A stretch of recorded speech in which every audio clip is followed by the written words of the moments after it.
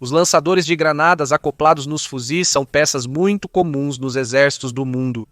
São armas realmente versáteis que podem disparar uma grande variedade de munições letais ou não letais de maneira direta ou indireta ao inimigo. Apareceram em meados dos anos 60 como uma alternativa mais acessível e versátil aos lançadores de granadas como armas independentes, tornando-se praticamente onipresentes e mais caracteristicamente no exército dos Estados Unidos, sendo neste exército onde esses aparelhos provavelmente viram muito mais ação. No entanto, já pensou na real utilidade deste acessório? Obviamente é muito letal e circunstancialmente muito útil, mas são realmente necessários? E uma pergunta muito boa também seria: é um lançador de granadas incorporado muito melhor que um lançador de granadas independente? São perguntas interessantes que, como sempre neste canal, têm respostas ainda mais interessantes. Os lançadores de granadas apareceram na Primeira Guerra Mundial. Neste conflito, começaram a usar um monte de artefatos que usavam diferentes meios para lançar granadas muito longe, muito mais longe do que um braço humano poderia alcançar. No máximo, um adulto pode lançar uma granada a 40 metros se tiver um braço muito bom. Bem, isso era um inconveniente neste conflito, pois as trincheiras costumavam estar a uma distância muito maior do que isso. Artefatos como a besta Sauterelle francesa ou a catapulta de trincheira lixa inglesa são excelentes exemplos das versões primitivas dos lançadores de granadas e eram basicamente catapultas de granadas. É desnecessário dizer que foram sistemas bastante ineficazes. Depois, neste mesmo conflito, surgiram as granadas de fuzil. Basicamente, o que os engenheiros fizeram foi instalar um canhão modificado para colocar granadas de avancarga e que estas fossem acionadas pelo projétil do fuzil.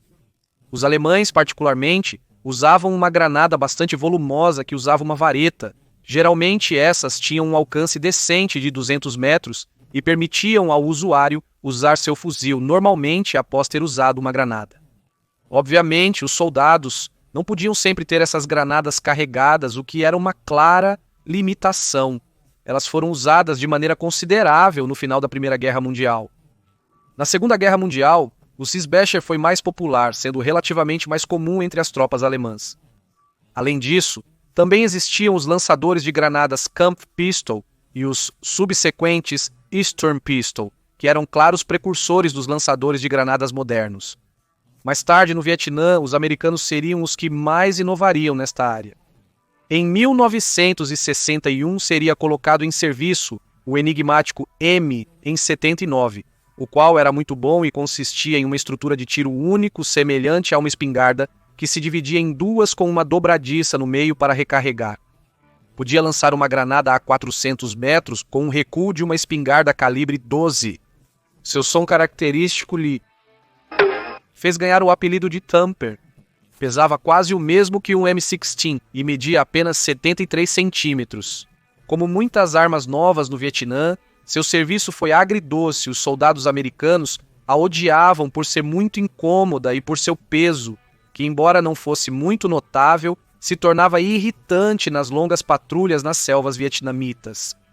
Os soldados encontraram uma solução muito boa para isso, e o que faziam era cortar a coronha dos mesmos para torná-los mais curtos e manejáveis.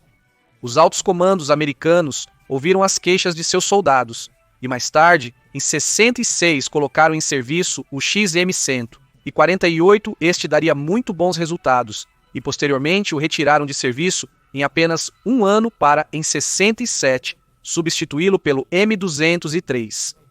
Um lançador de granadas acoplado abaixo dos fuzis, mais particularmente nos M16.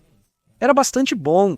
Basicamente, a melhoria substancial era o fato de que os soldados podiam carregar esses lançadores de granadas facilmente em seus fuzis. Então, podiam equipar mais soldados com os mesmos, e este não se tornava muito estorvo como o M79. Os soldados que testaram essas armas em 1968 no Vietnã adoraram imensamente. Menos peso sempre era melhor, especialmente em terrenos tão implacáveis como os vietnamitas. O exército americano pediu muito mais desses lançadores de granadas e foram fabricados tantos no final do século passado que basicamente é provavelmente o lançador de granadas mais comum do mundo hoje em dia.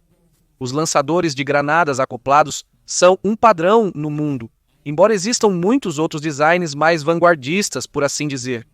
Os acoplados são mais simples e versáteis do que outros designs, mas estes são realmente uma boa ideia per se.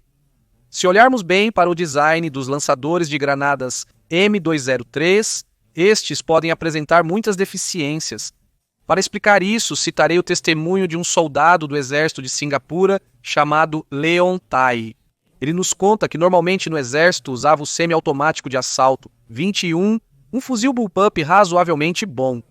Os granadeiros do exército de Singapura são equipados com um lançador de granadas M203 em seus fuzis semiautomático de assalto 21 ou com um fuzil semiautomático de assalto 21 sem lançador de granadas, mas também devem carregar a arma antitanque matador. Normalmente, nosso protagonista tinha que carregar seu semiautomático de assalto 21 com um lançador de granadas acoplado. Ele conta que geralmente se sentia muito desequilibrado ao atirar e mirar, sempre sentia como se estivesse indo para frente e tinha que estar constantemente compensando com o braço esquerdo. E esse também comentou algo muito curioso. Na minha opinião, a pior parte era manter o rifle em alto durante os exercícios de operações urbanas. Enquanto limpamos os edifícios, sempre temos um cara com seu rifle em alto para cobrir o grupo que avança. Quando era a minha vez, era uma verdadeira tortura.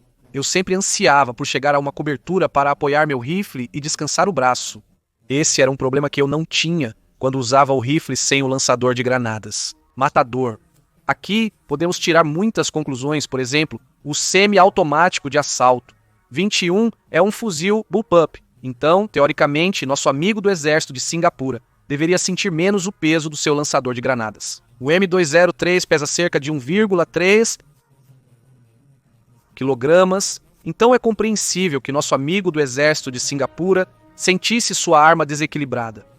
Leon Tai, em seu depoimento, falou do grande desgaste que o peso extra causava em seu corpo e ele preferia carregar a arma antitanque sem recuo matador RGW, 90 de 8 kg, do que seu lançador M2003 M203, porque basicamente o matador podia ser carregado em suas costas, enquanto o M203 tinha que ser carregado em seu rifle.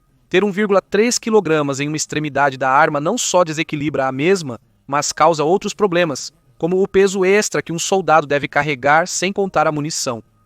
Você pode pensar que isso não é um fator tão determinante, já que 1,5 kg não é muito, mas lembre-se do que mencionamos sobre o M79 no Vietnã. Os soldados americanos, para economizar 1 ou 2 kg, cortavam seus M79, tornando-os inúteis para mirar com precisão. 1 quilo extra em longas patrulhas e caminhadas é uma grande desvantagem. Agora, imagine ter esse 1,5 kg extra em uma extremidade do seu rifle. Cada vez que você mira, cada vez que você move a arma, você sentirá esse peso extra. Definitivamente é uma grande desvantagem que faz com que seus movimentos com o rifle sejam mais lentos e causa uma maior fadiga em seus braços. Talvez por isso as armas acopladas, como as espingardas sob os canos dos rifles, não sejam bem-sucedidas. Em geral, os lançadores de granadas acoplados são muito práticos e aumentam o poder de fogo da infantaria de maneira significativa, mas com a desvantagem de serem muito pouco ergonômicos.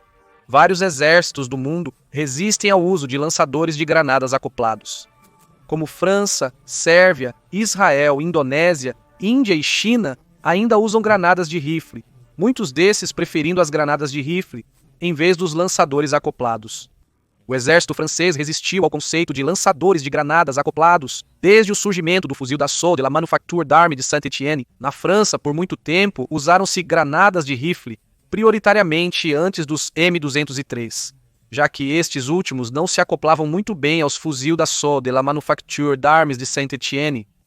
No entanto, com a adoção do padrão AR-15 com os HK-416, agora usam lançadores de granadas acoplados da Organização do Tratado do Atlântico Norte. Para dizer a verdade, na minha opinião, a solução para o problema da ergonomia dos M203 é literalmente prescindir totalmente deles, para dar lugar a lançadores de granadas como os M320. Os M320 são pequenos, leves e podem ser configurados conforme a conveniência, pois podem ser acoplados a rifles do tipo AR-15 e podem ser usados individualmente, permitindo que os granadeiros escolham como usar suas granadas. Estes pesam 1,5 kg, medem 35 centímetros e disparam as mesmas granadas de 40 milímetros dos M200 e 3, tendo um alcance de até 400 metros. Esta arma definitivamente resolve todos os problemas do M203 e se adapta aos gostos de cada usuário, com a única desvantagem de que você tem que largar sua arma primária para usar o lançador de granadas. Então, em conclusão, os lançadores de granadas acoplados são desconfortáveis e limitam as funções dos soldados, e definitivamente estes devem ser substituídos totalmente por lançadores de granadas individuais, como os M320. Isto é Guns Club, muitíssimo obrigado por assistir a este vídeo e nos vemos na próxima.